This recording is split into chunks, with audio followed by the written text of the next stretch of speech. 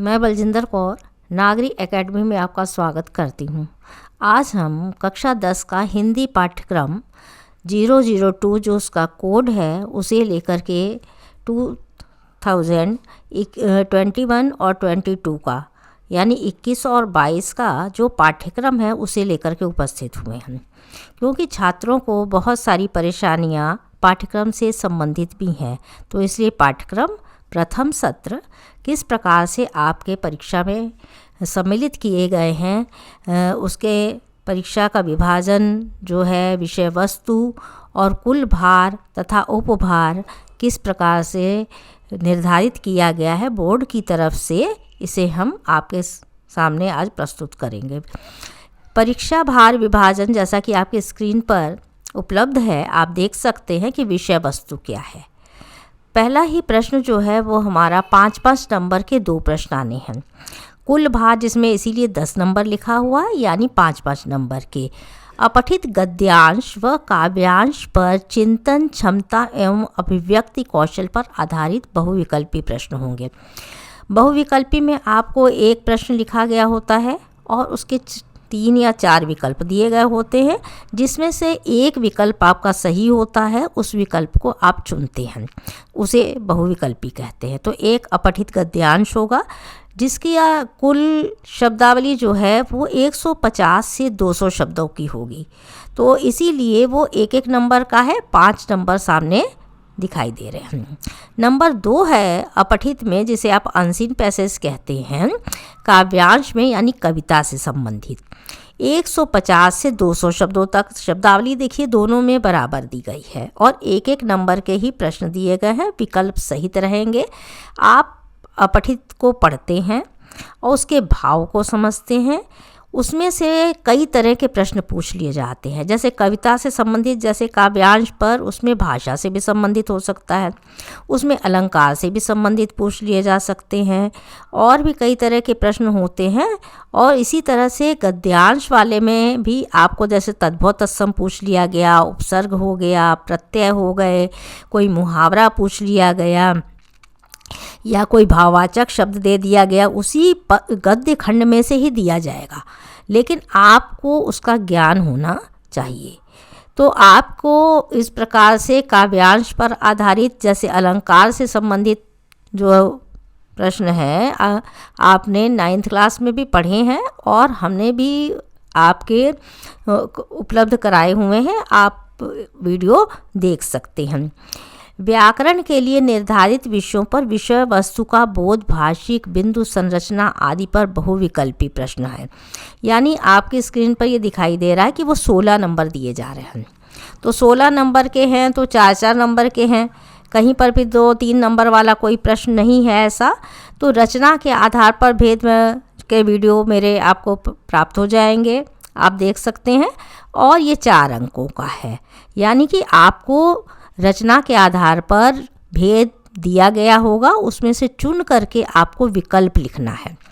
तो विकल्प वाला ही पूरा प्रश्न पत्र है आपका।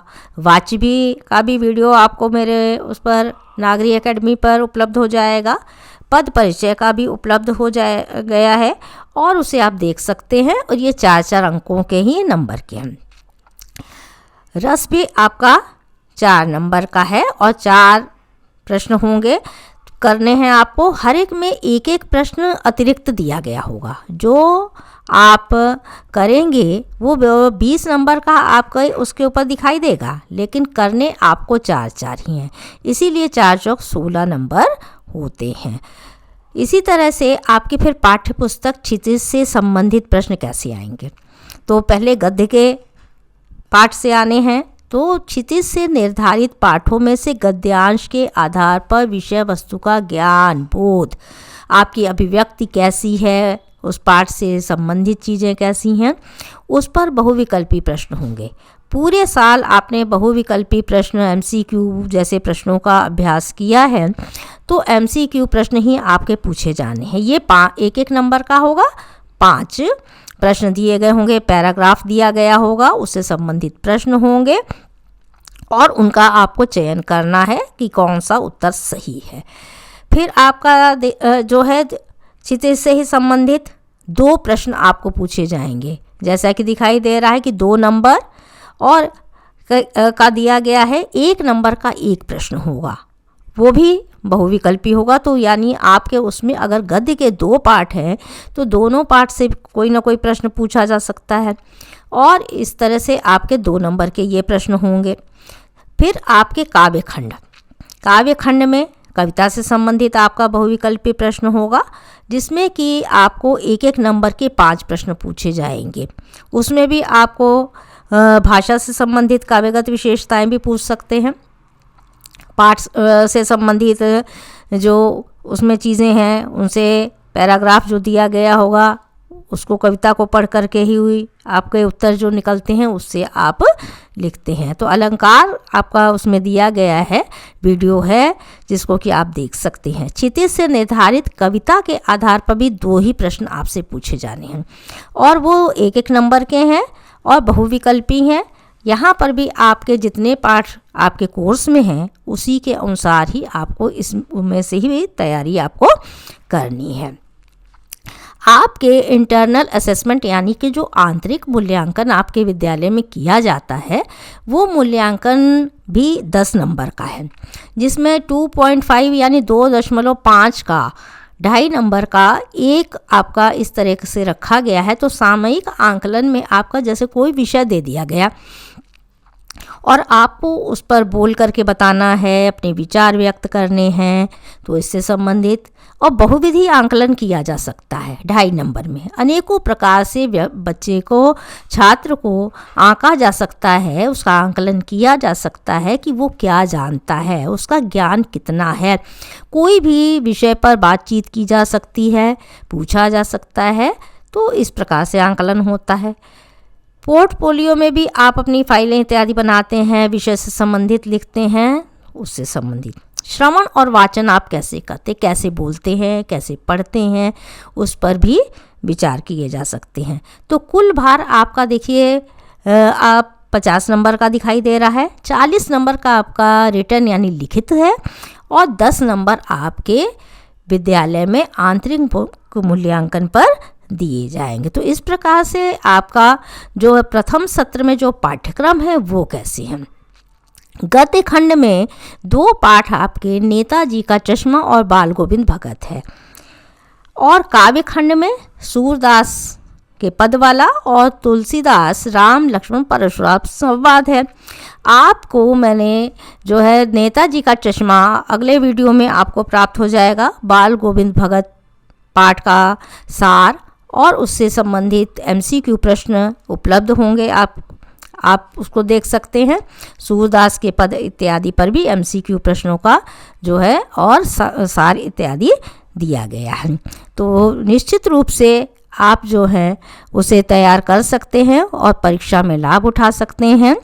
द्वितीय सत्र की बात की जाए तो द्वितीय सत्र का भार किस प्रकार से होगा, तो विषय वस्तु उसमें व्याकरण को सम्मिलित नहीं किया गया है, तो ये कहीं पर भी नहीं है।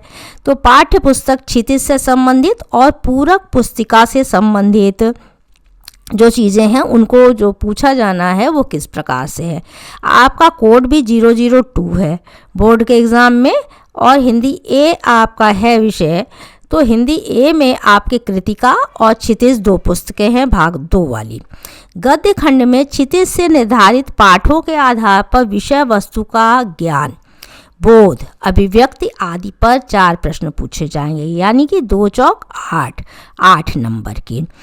और इसमें आप 2-2 नंबर का जब प्रश्न का उत्तर लिखते हैं तो थोड़ा सा विस्तार से लिखते हैं, वर्णन होता है, इसलिए अगले सत्र में इनकी तैयारी ध्यान से की जाएगी। काव्य खंड में क्षितिज से निर्धारित कविताओं के आधार पर विद्यार्थियों का काव्य बोध परखने हेतु कि काव्य में आपका ज्ञान कैसा है, काव्य बोध उसे ही कहते हैं, तो 3 प्रश्न 2/3 छेद कह दिए गए हैं, तो यानी 6 नंबर के 3 प्रश्न आने हैं। इसी प्रकार से अब आपका पूरक पुस्तिका फर्स्ट टर्म में कहीं पर भी नहीं है, सेकंड टर्म में आपकी पूरक पुस्तिका जो है उससे 2 प्रश्न पूछे जाने हैं। 3 दूनी 6 यानी 6 नंबर में कहा गया है, तो 6 नंबर का में जब 3 नंबर का कोई भी प्रश्न रहता है तो काफ़ी विस्तार से लिखा जाता है। तो एक पैराग्राफ 8 लाइन 6 लाइन में कम से कम उत्तर आप उसके लिखते हैं। लेखन भाग जो है मुख्य भाग है इसका।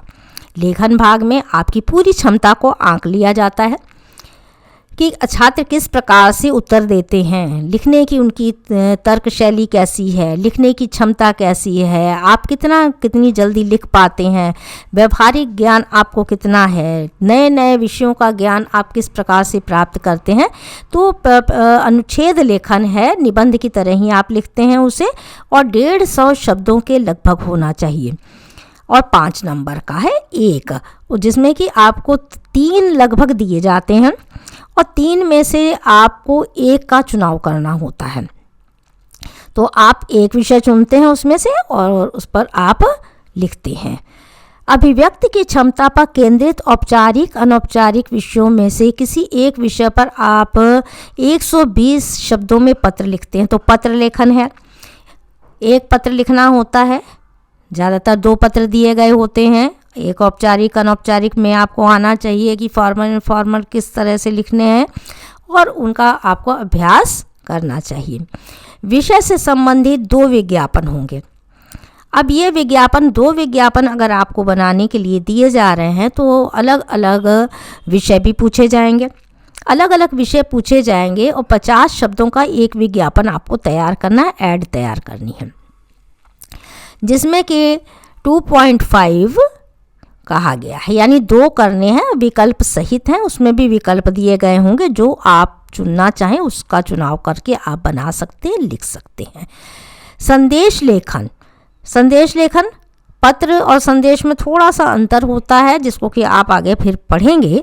शुभकामना, किसी को हम संदेश भेजते हैं, पर्व त्यौहार पर शुभकामना देते हैं, अनेक अवसरों पर देते हैं, तो इस तरह के 2 संदेश कहे गए हैं। 5 नंबर का है और 2.5 नंबर के 2 इस तरह के संदेश लेखन आपको करने हैं और आपका इस तरीके से उसका कुल भार कितना होगा, कौन से विषय पर आप पत्र लिख रहे हैं, किस विषय पर आप निबंध लिख रहे हैं, अनुच्छेद लिख रहे हैं, इसकी तैयारी विस्तृत रूप से आपको द्वितीय सत्र में करनी पड़ेगी। इसमें भी इंटरनल असेसमेंट आपके क्या है। आंतरिक मूल्यांकन 2.5 नंबर का है, पिछले उसमें भी मैंने अभी बताया फर्स्ट टर्म में कि आप किसी विषय पर आपसे प्रश्न किए जा सकते हैं, विषय दिया जा सकता है, बहुविधि तरीकों से भी आपका आंकलन किया जा सकता है। पोर्टफोलियो, फाइलें इत्यादि बनाने के लिए आपको विषय दे दिए जाते हैं और आप तैयार करते हैं। श्रवण की क्षमता कितनी है, किसी समय भी आपसे पूछ लिया जा सकता है। वाचन आप कैसे हैं, बुक कैसे पढ़ते हैं, पाठ का अध्ययन कैसे करते हैं, कैसे कक्षा में सुनाते हैं, इस पर आधारित भी प्रश्न हो जाते हैं जो आपके आंतरिक मूल्यांकन में यानी कि इंटरनल असेसमेंट में किए जाते हैं। द्वितीय सत्र का पाठ्यक्रम क्या है, तो पाठ्यक्रम में आप देखेंगे कि निबंध का तो कोई पाठ्यक्रम होता नहीं, किसी भी निबंध पे, किसी भी पत्र पर और संदेश लेखन विज्ञापन पूछ लिए जा सकते हैं। आपकी पाठ्य पुस्तकों से संबंधित क्षितिज से जो पाठ आपके निर्धारित किए गए हैं बोर्ड की तरफ से, वो है सूर्यकांत त्रिपाठी निराला उत्साह अट नहीं रही है, और दूसरा पाठ है आपका ऋतुराज कन्यादान। इसी तरह से गद्य में भी 2 पाठ आपके लखनवी अंदाज और सर्वेश्वर दयाल सक्सेना का मानवीय करुणा की दिव्य चमक, जिसे सम्मिलित किया गया है। पूरक पुस्तिका जिसे आप कहते हैं, अनुपूरक पाठ्य पुस्तक कृतिका जिसका नाम है भाग 2, उसमें से 3 पाठ सम्मिलित किए गए हैं। माता का अंचल, जाज पंचम की नाक और साना साना हाथ जोड़ी। इसमें से आपको 2 प्रश्न करने होंगे, 3-3 नंबर के होंगे और काफ़ी विस्तार के साथ आपको लिखना पड़ता है और कहानी की तरह से है, तो इसकी भी तैयारी आप द्वितीय सत्र में बहुत अच्छे तरीके से करेंगे। तो इस प्रकार आपका प्रथम सत्र और द्वितीय सत्र दोनों ही पाठ्यक्रम जो है आज आपको समझा दिए गए हैं, जिसका कि आप लाभ उठा सकते हैं। मेरे चैनल को सब्सक्राइब करें और शेयर करें और लाइक करें। धन्यवाद।